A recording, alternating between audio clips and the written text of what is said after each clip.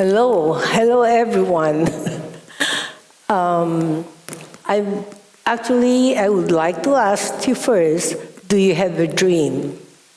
Who have a dream here in this room? Very good, but how come it's so few? Only 2, 3, 4. Okay, if you don't have one right now, make sure after this talk, you have to go home and write one. It doesn't matter if you think it's currently an impossible dream. What's important is that you must have one. I have had a dream since I was 8 years old. I prayed every day that I wanted to excel in my studies, be rich, be beautiful, because I really looked ugly when I was young. And don't worry, I didn't show any picture here. I made it sure. And most of all, I wanted to be able to help a lot of people. Who am I now after 67 years? Oh no, you must be computing my age. But I don't look 75 because I feel 40. That's why I'm also in pink with my product, the Barbie. Today, people may know me as a businesswoman who generated 75 awards, local and international, including a presidential award for entrepreneurship and women leadership. I have represented the Philippines for women in the United Nations and the Asia-Pacific Economic Council, and as chairperson of the Philippine Commission of Women, wherein I am now a commissioner representing trade and industry. But this is how my story started. I came from Bicol, one of the poorest regions in the country at the time. I saw women with their children trying to borrow money for their daily sustenance. I want to help them, but I didn't know how.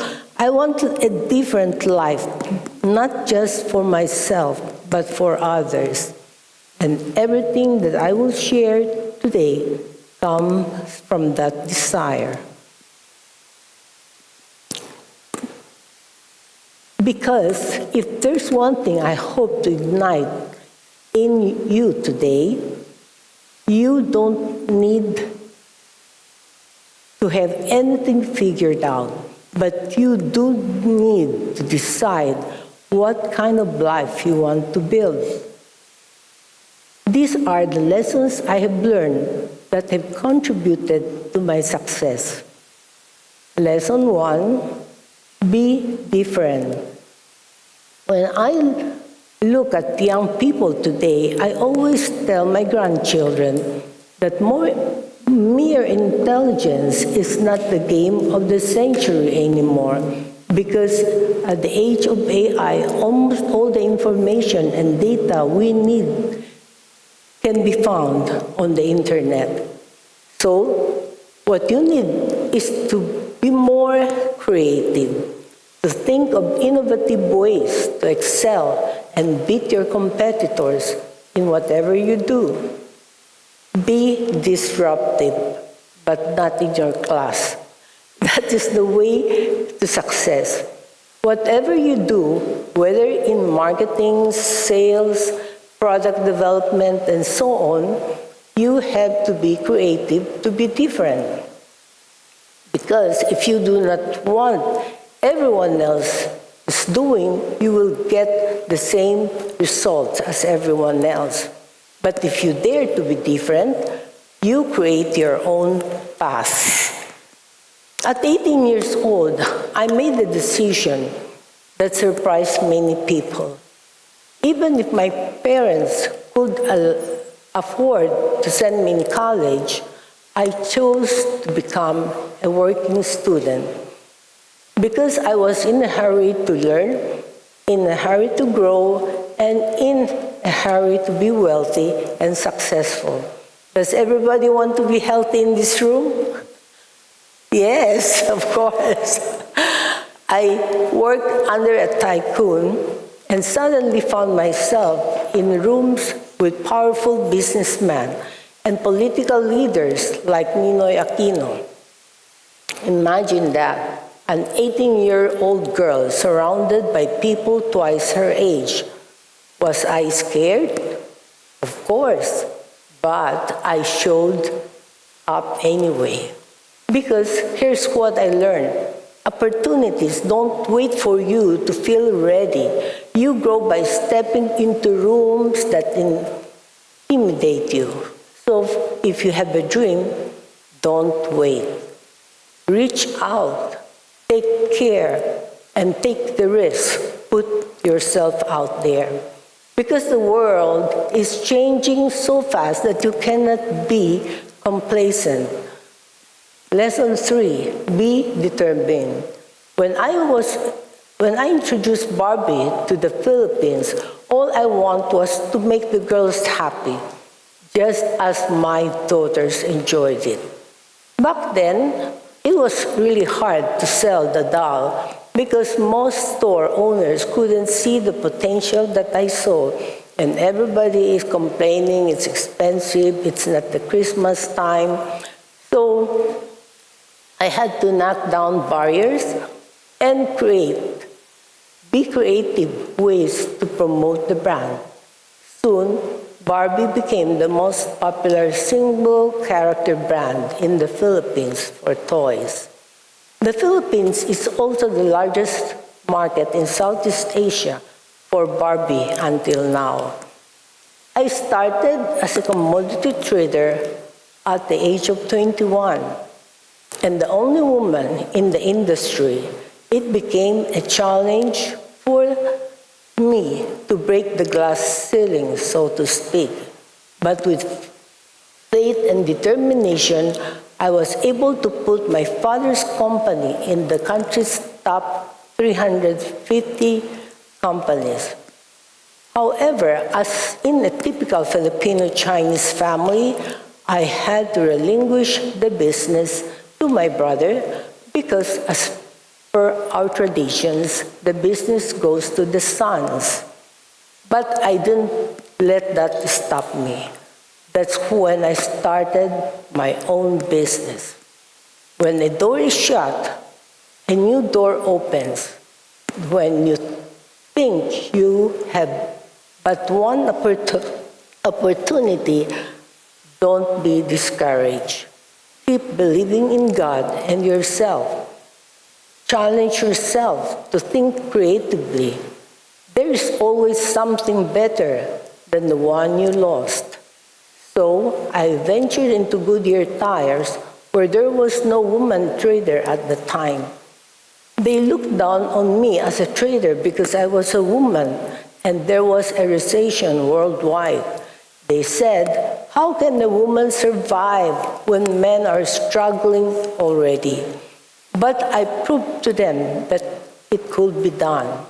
In 2 years' time, I became the biggest distributor of Goodyear in the country and the only woman in a male-dominated industry.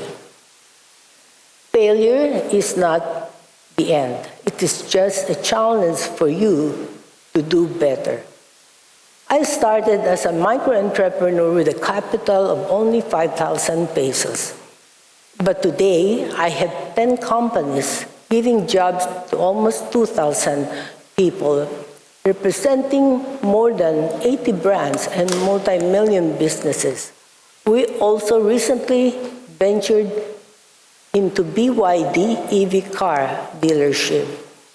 This is where the most important component comes in. What is your purpose in life? What is your passion? For me, it has always been less for myself, but more for others. I realize that's also because of this that I have more at the end of the day. Why? It's simple. You reap what you sow, so dare to dream big, and just for yourself, but more for others. I started by helping my employees to grow with me and inspired women. micro-entrepreneurs to keep working for their dreams. Soon, I found myself being appointed by President Gloria Macapagal Arroyo as the chairperson of the Philippine Commission on Women. I envisioned the Great Women Project, an economic empowered program for micro-entrepreneurs who are 99% women. I was also able to get 300 million funding from the Canadian government for Phase 1. And the project was so successful that the Government of Canada continued funding another 400 million for Phase 2.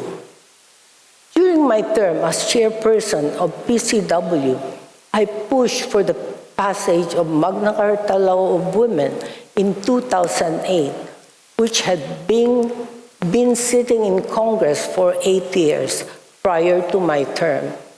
The law promoted gender equality and the protection of women.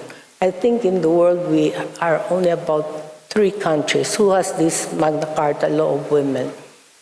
What is my final message for all of you? Never start learning. At the age of 73, but don't look at me as 73 because I only feel 43. I actually obtained my doctorate degree, which I decided to pursue during the pandemic when we were all stuck in our homes. I graduated from the LaSalle University with the highest distinction award in 2024. I was the summa cum laude at the I have no plans of retiring. If you want what you're doing, you will never feel that work is work. You always feel that you're on vacation. When I developed the Barbie shoes, when I developed the marketing, I always challenge my people not to do the same thing that they did last year, because even if it's very successful. You have to go and be the leader and always be ahead of others. Fly high and excel in any field you choose. Remember, you are leaders, innovators, and change makers.